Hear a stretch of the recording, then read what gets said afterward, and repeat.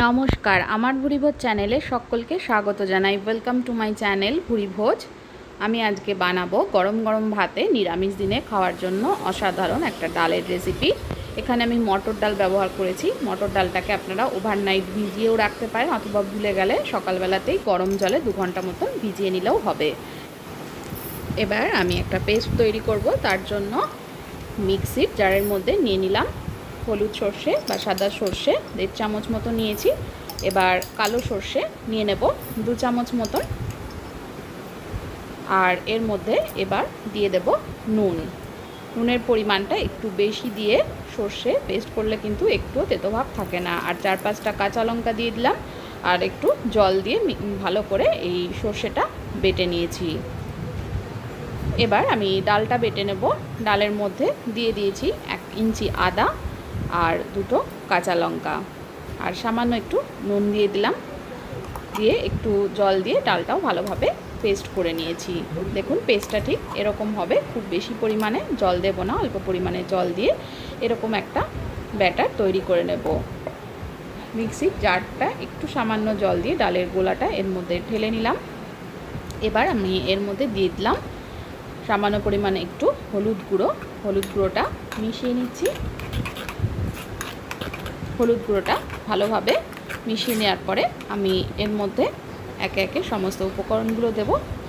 এর মধ্যে দিয়ে দিলাম সর্ষে বাটা, যে সর্ষেটা আমি প্রথমেই বেটে নিলাম, সাদা সর্ষে আর কালো সর্ষে কাঁচা লঙ্কা। এর মধ্যে দিয়ে দিলাম 4 চামচ মতন। এটা ভালো করে মিক্স করে নিচ্ছি ডাল বাটার সাথে। এবার এর মধ্যে দিয়ে দিলাম ধনেপাতা কুচোনো আর কাঁচা লঙ্কা কুচোনো। কাঁচা লঙ্কা কুচিটা আমি একটা ব্যবহার করেছি, চাইলে আপনারা আরও ব্যবহার করতে পারেন, কারণ আমি কিন্তু ডাল বাটার সময়ও লঙ্কা ব্যবহার করেছি আর সর্ষের মধ্যেও কাঁচা লঙ্কা ছিল, সুতরাং আমি একটা কাঁচা লঙ্কা কুচির ব্যবহার করেছি। এবার কাঁচা তেলটা ভালো করে মিশিয়ে নিলাম। 1 চামচ কাঁচা তেল দিয়ে দিলাম। সেটা মিশিয়ে একটা টিফিন বক্সে সর্ষের তেল ভালো করে লাগিয়ে রেখেছিলাম চারধারে দিয়ে, এবার ডাল বাটাটা দিয়ে দিলাম। এবার আমি একটা সসপ্যানের মধ্যে জল দিয়ে দিয়েছি। জলটা ফুটে উঠলে, অল্প অল্প ফুটতে শুরু করলে তার মধ্যে একটা স্ট্যান্ড দিয়ে টিফিন বক্সটা দিয়ে দিলাম। এবার টিফিন বক্সটা ঢাকা দিয়ে দেব।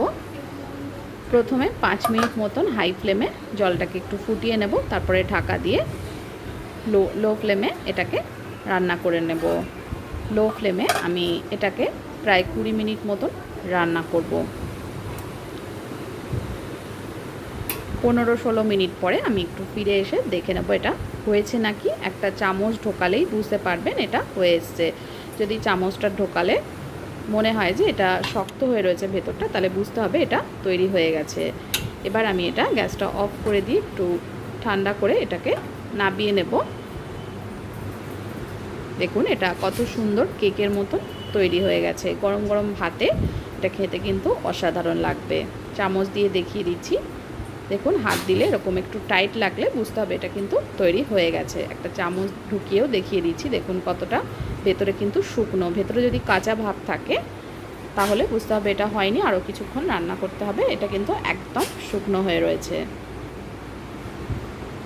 এবার আমি এটাকে আপনারা এইভাবেও চামচ দিয়ে তুলে, টিফিন বক্সের থেকে চামচ দিয়ে তুলে গরম ভাতের সঙ্গে পরিবেশন করতে পারেন একটু কাঁচা তেল দিয়ে, অথবা টিফিন বক্স থেকে এটাকে ডিমোল্ড করতে পারেন কেকের মতন। এইভাবে উল্টে দিয়ে আমি ডিমোল্ড করে নিচ্ছি। দেখুন এটা কত সুন্দর টাইট কেকের মতো তৈরি হয়েছে। খেতে কিন্তু গরম ভাতের সঙ্গে অসাধারণ লাগে। এটা গরম গরম ভাতের সঙ্গে গরম গরম সার্ভ করবেন। ঠান্ডা হলে কিন্তু একটু শক্ত হয়ে যায়, টাইট হয়ে যায়, তবুও খেতে কিন্তু অসাধারণ হয়। রেসিপি দেখার জন্য সকলকে ধন্যবাদ।